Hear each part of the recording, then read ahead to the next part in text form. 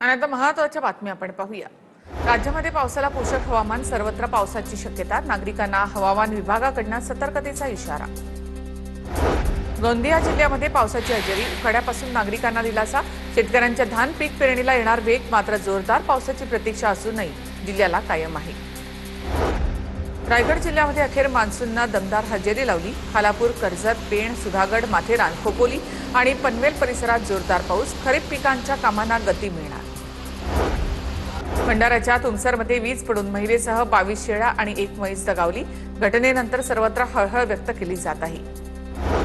जालना शहरामध्ये वादळी वाऱ्यासह पावसाची दमदार हजेरी, पावसामुळे नागरिकांना उकाड्यापासून काहीसा दिलासा, सकाळपासूनच जिल्ह्यामध्ये दमट वातावरण।